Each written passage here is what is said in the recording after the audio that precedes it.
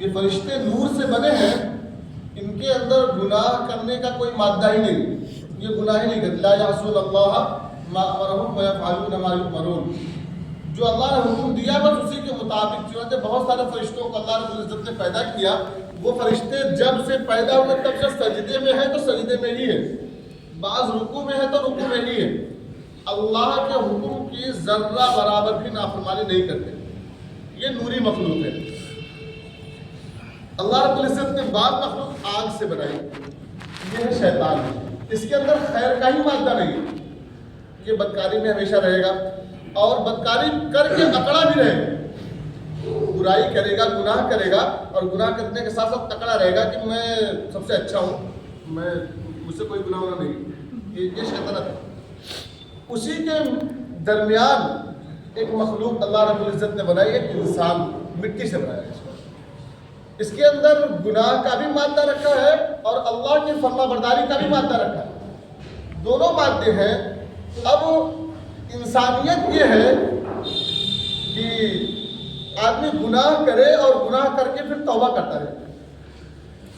آدمی گناہوں سے بالکل بچتا رہتا ہے تو اس کو کہتے ہیں لوگ دیکھو فرشتہ صفت انسان ہے، جیسے فرشتہ لگے، کوئی گناہ ہی نہیں. اور بالکل بدماش ہو جائے اور بالکل پورے محلے والے کو پریشان کرتا رہے، گھر والوں کو پریشان کرتا رہے، ہر آدمی بلکہ زمین بھی اس سے پناہ مانگتی رہے، تو کہتے ہیں بالکل شیطان ہو گیا ہے. انسانیت یہ ہے کہ اپنے آپ کو پہلے گناہوں سے بچاتا رہے لیکن کرے گا گناہ. انسانیت کی بنیاد پر اپنے خواہشات نفسانی کو اس سے گناہ ہوگا لیکن اس گناہ کو کر کے وہ اکڑے گا نہیں. ربنا ظلمنا انفسنا آدم علیہ السلام کی وراثت آئی ہوئی، غلطی ہوئی، اپنی غلطی پر فوراً تنبیہ ہوئی. ربنا ظلمنا انفسنا وان لم تغفر لنا وترحمنا لنكونن من الخاسرین. میرے مولا ہم نے اپنے نفس پر ظلم کر لیا ہے، گناہ کر لیا ہے، آپ کی نافرمانی ہو گئی ہے، اگر آپ نے ہمیں بخشا نہیں تو ہمارا تو بہت نقصان ہو جائے گا. یہ ہے انسانیت. اب اللہ رب العزت پچھلے ہفتے یہ بات آئی تھی کہ اتنا زیادہ بخشنے والے کہ اللہ کے نبی صلی اللہ علیہ وسلم نے اللہ رب العزت کا یہ ارشاد نقل کیا ہے کہ میرے بندے تو اتنا گناہ کر کہ گناہوں کی تہ لگا اور آسمان تک پہنچا دے. سچے پٹے دل سے یہ بات کہہ دے مولا مجھے معاف کر دے تو اللہ رب العزت اسے معاف کر دے. پوچھیں گے نہیں آئندہ تو نہیں کرو گے. اچھا اتنے بڑے کریم ہے، آدمی گناہوں میں بالکل لتھڑا ہو اور گناہوں میں بالکل لپٹا ہوا ہو اور اخیر وقت میں بھی اگر توبہ اگر سچے دل سے کر لیا تو اللہ رب العزت تب بھی معاف کریں گے. یہ بھی نہیں کہیں گے کہ جب تک جوانی تھی اور جب تک تم مالداری میں اور کرسی کے نشے میں اکڑ رہے تھے تب تک تم خوب زیادہ عیاشیاں کی، میری نافرمانی کیے. اب جب بڑھاپے میں بالکل بدن تمہارا جواب دے چکا ہے، تمہاری ہڈیاں بالکل گھل چکی ہیں، اب آئے ہو توبہ کرنے، یہ بھی اللہ رب العزت دے گے تب بھی معاف کر دیں. لیکن اس بات سے یہ نہ سوچا جائے کہ چلو جو اللہ رب العزت اتنے ہی کریم ہے، چلو بدماشیاں کرو اور نافرمانیاں کرو، جب بال پکنے لگیں گے، دانت ٹوٹنے لگیں گے تب جا کر کے توبہ کر لیں گے، اللہ تو معافی کرے. اگر اس بات کا اعلان ہو جائے کہ میڈیکل پر ایسی دوا آئی ہوئی ہے کہ کہیں بھی زخم لگے، کوئی کٹ پٹ جائے یا کوئی پھوڑا پھنسی ہو جائے، جیسے اس دوا کو رکھو گے فوراً زخم صاف. اگر ایسی دوا آ جائے تو ایسا تو کوئی بہادر ہے نہیں کہ اپنے زخم کو اپنے بدن کو کاٹنے پیٹنے لگے گا، چلو کاٹیں گے فوراً دوا لگا کے ٹھیک کر لیں گے. اور اگر کوئی شخص یہ سوچ کر کے اس حالت میں پڑا ہے کہ چلو آخر میں توبہ کر لیں گے، تو پچھلے ہفتے یہ بات آئی تھی اپنے موت کی کوئی گارنٹی دے دے کہ چلو ابھی اب ہمارے دادا جائیں گے، پھر ابا جائیں گے، پھر ہم جائیں گے. کوئی پر دادا کے کاندھے پہ پرپوتے کا جنازہ اٹھا ہے، جانے کی کسی کی کوئی ترتیب نہیں ہے.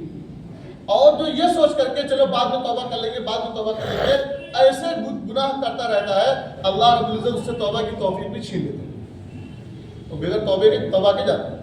اس لیے اپنے گناہوں پر استغفار، نادم شرمندہ ہو کر کے اللہ رب العزت سے معافی مانگنا. توبہ کی حقیقت کیا ہے؟ ہر وقت نے جو گناہ کیا اس کو برا سمجھے اور پھر جو کیا ہے اس پر شرمندہ ہو جائے اور آئندہ نہ کرنے کی بالکل نہ کرنے کا، یا اللہ جو مجھ سے یہ گناہ ہوا آئندہ نہ کریں گے، پکا ارادہ کرے اور اللہ رب العزت سے معافی مانگے. اللہ رب العزت معاف کرے. مخصوص اوقات میں اپنے گناہوں سے معافی مانگے. جمعہ کا دن ہے، عصر سے لے کر کے مغرب تک قبولیت کا وقت ہے، اور بھی وقتوں کو لوگوں نے بتایا ہے اس وقت میں. اور ابھی 14 شعبان آ رہی ہے، آج 10 تاریخ 4 دن، یہ مغفرت کی رات ہے. 14 جسے ہم شب برات کہتے ہیں. اس رات میں بھی اللہ رب العزت سے مغفرت مانگے. ہم نے آپ کے سامنے قرآن کی آیت پڑھی ہے، اِنَّا أَنزَلْنَاهُ فِي لَيْلَةٍ مُبَارَكَةٍ. یہ لیلۃ مبارکہ جو کہا گیا ہے، بعض مفسرین نے کہا یہ لیلۃ مبارکہ سورۃ شعبان کی 15ویں شعبان کی 14 شعبان کے دن جو رات آئے گی، اگلے دن 15 شعبان پوری رات، جسے ہم شب برات کہتے ہیں. اس دن بھی اللہ رب العزت سے توبہ و استغفار کرنا چاہیے. آپ کے سامنے جو کرنے کے اعمال ہے وہ کر دیتے ہیں، اور جو ہم جس میں مبتلا ہے وہ کرنے کے اعمال نہیں، وہ بھی آپ کے سامنے رکھ دیں گے. ایک حدیث کا حوالہ دیا جاتا ہے کہ اللہ کے نبی صلی اللہ علیہ وسلم، ترمذی میں ہے یہ روایت، اللہ کے نبی صلی اللہ علیہ وسلم ایک رات اما عائشہ رضی اللہ عنہا کیا باری تھی، ان کے پاس سے اٹھے، چپکے سے اٹھے اور جنت البقیع میں تشریف لے گئے، وہاں دعا و استغفار کیا. اما عائشہ رضی اللہ عنہ بھی ہلکی نیند میں تھی، ان کو بھی پتہ چل گیا کہ کوئی آپ صلی اللہ علیہ وسلم ہمارے پاس سے اٹھ کر کہیں اور. آپ کو یہ شک ہوا باری تو میرے یہاں کی ہے، کہیں آپ دوسری کے یہاں تو نہیں چلے گئے، دوسری ہماری شوکن کے پاس، اس لیے آپ تلاش کرتی ہوئی پہنچی. تو ہر کسی کا دروازہ میں نہیں کھٹکھٹایا، پوچھا کہ آپ کے یہاں آپ صلی اللہ علیہ وسلم ہے یا نہیں، بس آپ گزرتی گئی اور ان کو احساس ہوتا گیا کہ یہاں آپ صلی اللہ علیہ وسلم ہمارے شوکنوں میں سے کسی کیا نہیں ہے. اس کے تحت مفسرین نے یہ لکھا ہے کہ آپ کو احساس ایسے ہوتا گیا کہ اما عائشہ رضی اللہ عنہا فرماتی ہیں کہ مجھے حضور سے اتنی محبت تھی کہ میں ان کی خوشبو سے ہی آپ کو پہچان لیتی. تو کہیں نہیں پتہ چلا، میں تلاش کرتے کرتے قریب میں جنت البقیع تھا، وہاں پہنچی تو دیکھا آپ صلی اللہ علیہ وسلم وہاں دعا استغفار میں لگے ہوئے. میں واپس چلی گئی، میں جلدی سے واپس آئی اور پھر پیچھے سے آپ صلی اللہ علیہ وسلم بھی آئے. جاتے وقت بھی آپ صلی اللہ علیہ وسلم بالکل آہستہ سے گئے تھے، اٹھے تھے آہستہ سے، دروازہ بالکل ہلکے سے کھولا تھا، اور پھر واپسی پر بھی آپ جب اندر آئے ہیں تو دروازہ بالکل ہلکے سے کھولا. پھر جب بستر میں آئے تو اما عائشہ رضی اللہ عنہا کا سینہ تیزی سے آنے کی وجہ سے دھڑک رہا تھا، تیز کے سانسیں چل رہی تھی. تو اما عائشہ رضی اللہ عنہا سے پوچھا آپ صلی اللہ علیہ وسلم نے، تمہارا کیا خیال ہے، تم کیا سوچتی ہو کہ اللہ کا نبی تم پر ظلم کرے گا؟ یعنی اگر کوئی نے ایک سے زائد شادی کی ہے تو بیویوں کی باری ہوگی، ایک کی باری کے دن دوسرے کیا نہیں جا سکتے، یہ ظلم میں سے. تم کیا سمجھتی ہو کہ اللہ کا رسول تمہارے اوپر ظلم کرے گا؟ سنو، میں تمہارے پاس آ کر لیٹا تھا، میرے پاس جبریل علیہ السلام آ کر کے بتائے ہیں کہ آج فلاں رات ہے، آج اپنے امت کے لیے توبہ استغفار کیجیے. یہ روایت. اس روایت کی بنیاد پر لوگ قبرستان جانا پہلے کسی کو دیتے. اگر یہ روایت شرعی مسئلہ بنتی، اگر یہ روایت شرعی مسئلہ بنتی تو اللہ کے نبی صلی اللہ علیہ وسلم چپکے سے کیوں جاتے؟ آپ شریعت چھپانے کے لیے تو نہیں آئے تھے. چلو یہ کہہ دیا جائے کہ اس دن پہلی بار وہی آئی تھی اس بات کی، اس لیے آپ چپکے سے گئے، تو آپ اگلے دن صحابہ کو بھی تو بتاتے کہ دیکھو آج سے حکم یہ آیا ہے 15ویں شعبان کے دن قبرستان جاؤ اور وہاں پر لوگوں کے لیے استغفار کرو. استغفار کا حکم ہے، اپنے لیے بھی استغفار، اپنے گھر والوں کے لیے بھی استغفار، اور جو زندہ ہے ان کے لیے بھی استغفار کر سکتے ہیں. قبرستان جانے کا اگر حکم ہوتا تو نبی پاک صلی اللہ علیہ وسلم صحابہ کرام کو کہتے اور صحابہ کرام سے اس عمل کو کراتے. لیکن صرف آپ صلی اللہ علیہ وسلم سے یہ عمل ثابت، آپ کے بعد صحابہ کرام میں سے کسی سے بھی یہ عمل ثابت نہیں کہ صحابہ کرام جب گھٹا لگا کر کے جاتے ہو. چلو کوئی شخص سال بھر نہیں جاتا اپنے لوگوں کے قبرستان پر، اسی دن چلا جاتا ہے تو کیا حرج ہے اس میں؟ حرج اس میں ایک جو میں جانتا ہوں وہ 2-3 جو واقعات آئے. ابھی شب برات کے اگلے دن سوشل میڈیا پہ 2-4 ویڈیوز دیکھو گے، ان ویڈیو کو دیکھ کر کے آپ کو تصور ہی نہیں ہوگا کہ وہ قبرستان ہے. ایسا لگتا ہے کہ میرج ہال ہے. وہ کمکمے، جھالر اور جگنو وغیرہ سب لگا کر کے ایسا سجائے ہوتے ہیں. قبرستان پر جا کر کے اللہ کو یاد کرنا، آخرت کو یاد کرنا ہے. پورا جھالر کمکمے لگا کر کے وہاں پر شربت، اور تو ٹھنڈی آ رہی ہے ورنہ گرمیوں میں وہ روح افزا اور دودھ ملا کر کے وہ شربت چلتا ہے کہ آدمی بھول جاتا ہے کہ جہاں کوئی مرا ہوا پڑا. اس لیے اس رات میں اگر کوئی استغفار توبہ کرتا ہے، کسی کے گھر کے بالکل لگا ہوا قبرستان ہے وہاں بھی چلا گیا، جنت البقیع قریب تھا وہاں بھی چلا گیا، انفرادی طور پر چھپ کر کے کوئی بات نہیں، اجتماعی طور پر وہاں جانا. کئی اللہ کے راستے میں تھا، کئی جگہوں پر ہم نے شب برات گزاری تو وہاں دیکھا ایسا میلہ لگا ہوا ہے، وہاں قبرستان میں جا کر کے لوگ کھلونے بیچ رہے ہیں بچوں کے لیے، جا کر کے عورتیں جا کر کے وہاں کھلونے خرید رہی ہیں شب برات کے نام. اور ایسے عقائد خراب ہوتے ہیں. یہ جگہ میں نہیں بتاتا ہوں لیکن یہ واقعہ میں نے دیکھا ہے، میں میرے رسول پہ ہوں. شب برات پر اسی دن صبح میں بارش ہوئی، ہم گاؤں والے کئی لوگ گئے، ہم ان کے ساتھ تھے، تو کچھ لوگ وہاں پر اگربتی گاڑ رہے تھے، تو زمین گیلی ہونے کے اگربتی کھڑی نہیں ہو پا رہی تھی، گر جا رہی تھی. تو ایک ہم لوگ کو دیکھ کر کے ایک شخص کھڑا ہو گیا اور ایک شخص بیٹھا رہا، وہ اگربتی کو گاڑنے میں لگا رہا. تو اس کو یہ جو کھڑا ہو گیا یہ شخص بلا کے کہہ رہا چلو چلا جائے، بہت دیر ہو گئی. تو کہہ رہا رکا کہ گاڑ نہیں تو چلی تھی. تو کہا کہ ارے گاڑا نے ایسے رکھ کر سب آپن لے لیں گے کہ سب نے کہا وہ اگربتیاں وہ مردے کو چڑھا رہا تھا.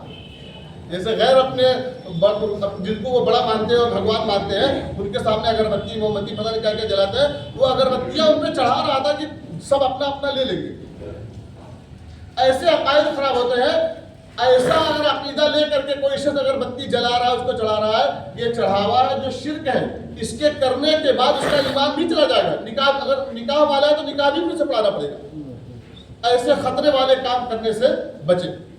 دوسری بات، اس دن مخصوص قسم کا کھانا حلوہ پکانا بالکل ہی درست نہیں کہ اس دن. اچھا بعضوں کی بڑی اچھی دلیل ہے کہ اس دن جو ہے اللہ کے نبی صلی اللہ علیہ وسلم کا دانت مبارک ٹوٹا ہوا تھا، اس وجہ سے جو ہے ہم حلوہ پکاتے ہیں. تو حلوہ اگر دانت ٹوٹنے والا حلوہ پکاتے تو گیلا پکاتے نا، تو پتھر والا پکاتے ہیں. پہلی بات یہ ہے. دوسری بات یہ ہے وہ جو اللہ کے نبی صلی اللہ علیہ وسلم کا دندان مبارک شہید ہوا ہے وہ غزوہ احد میں شہید ہوا ہے، اور غزوہ احد شوال کے مہینے میں ہوئی، عید کے مہینے میں. اس لیے کسی مخصوص قسم کا کوئی کھانا نہیں. نفلی طور پر انفرادی طور پر اپنے گھروں میں رہ کر کے جتنی چاہو انفرادی طور پر عبادت کرو، اور 15ویں شعبان کو جتنی جو چاہے روزہ رکھے، نفلی روزہ ہے. لیکن کئی بار آپ حضرات سے گفتگو ہو چکی ہے، کسی بھی شخص کو نفلی عبادت کی نورانیت اور نفلی عبادت کا ثواب تبھی ملے گا جب نفل عبادت کرنے والا اپنے نفل عبادت نہ کرنے والے کو اپنے سے اچھا سمجھے گا.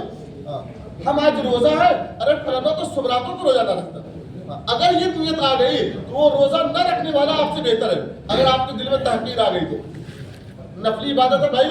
کوئی آدمی عشاء میں 17 رکعت پڑھ دے رہا ہے، کوئی 2 رکعت اور بڑھا کے 19 پڑھ دیا، نفل پڑھ دیا، تو جو نفل پڑھ دیا اسے ثواب ملا، دوسرے پر کوئی بڑھائی جاتا ہے کیسے؟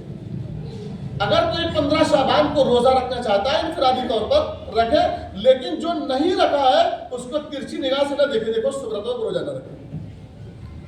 اور اس کا اتنا اہتمام نہ کریں جیسے رمضان کا روزہ ہو جائے. ممبئی وغیرہ میں بہت سارے لوگ کارگزاری نے ویڈیو بھی دکھائے کہ شب برات والے روزے کا ایسا اہتمام کرتے ہیں افطار پارٹی وغیرہ سے، رمضان کا روزہ پھیکا پڑ جاتا ہے. کوئی نفل عبادت اگر اتنا زیادہ بڑھا دی جائے کہ اس کو فرض کہا جاتا ہے تو پھر وہ نفل عبادت بھی اس کو چھوڑنا چاہیے 2-4 دن، تاکہ لوگوں کو پتہ چلے کہ ہاں یہ فرض نہیں ہے، واجب نہیں. اس لیے آپ اس توبہ استغفار مبارک رات ہے، ان دنوں میں آپ توبہ استغفار کریں، عبادتیں کریں، تلاوت کریں، تسبیحات کریں انفرادی طور پر. اگر آپ رات میں تہجد پڑھ رہے ہیں، اچھا ایک اس میں خرابی یہ بھی ہے، تھوڑی سی وقت زیادہ ہو جائے گا، پوری بات سن لیں. ایک خرابی اس میں یہ بھی ہے کہ صلاۃ التسبیح جماعت سے پڑھتے ہیں. کوئی بھی نفل نماز جماعت سے بالکل درست نہیں، مکروہ تحریمی ہے، حرام کے قریب ہے بالکل. صلاۃ التسبیح بھی کوئی پڑھنا چاہتا ہے انفرادی طور پر اکیلے پڑھے، کوئی بات نہیں ہے، جماعت کے ساتھ کوئی بھی نفل نماز نہیں. اسی کے ساتھ ساتھ آپ انفرادی طور پر تلاوت کریں، تسبیحات پڑھیں، دعا استغفار کریں، سب کچھ کریں. لیکن کوئی سو گیا ہے تو یہ نہیں کہ ہم بڑے اچھے ہیں، وہ نہیں، وہ جو سویا ہوا ہے اس کے متعلق اگر آپ کے دل میں تحقیر آئی، ارے سنتیوں کی نماز نہیں پڑھتے، سنتیوں کے تہجد نہیں پڑھتے، اگر اتنی بھی تحقیر آئی تو آپ خطرے میں ہے، وہ سونے والا خطرے میں نہیں ہے. اس بات کا خیال کر کے آپ عبادتیں تو وہ استغفار خود کریں. اس رات میں اللہ رب العزت اپنے حبیب صلی اللہ علیہ وسلم کی امت کو بخش دیتا ہے سوائے 3-4 لوگ. نمبر 1 مدمن خمر, شراب پینے والے کو نہیں بخشا جاتا. نمبر 2 اپنے رشتہ داروں کو چھوڑ دینے والا, رشتہ داری کو کاٹنے والا, یہ بھی آج کل بخشا نہیں جاتا. ایک تو یہ ہوتا ہے کہ آدمی اللہ کے لیے کسی کو چھوڑ دے. ایک آدمی سے ہم دوستی رکھیں گے تو یہ مجھے نماز سے روک دے گا, ایک آدمی سے ہم دوستی رکھیں گے تو ہمیں فلاں فلاں نیک اعمال سے روک دے گا, لہذا اس سے ہم دور ہی رہیں. یہ معاملہ نہیں.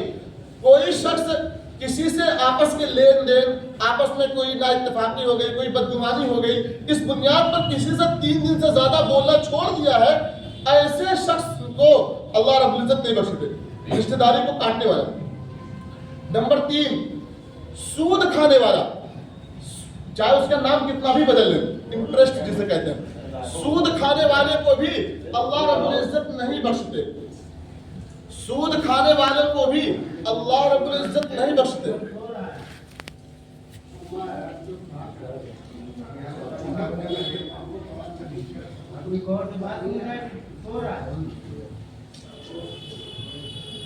سود کھانے والے کو بھی اللہ رب العزت نہیں بخشتے, چاہے انٹرسٹ کا نام رکھے چاہے کچھ اور بھی نام رکھے. یہ 3.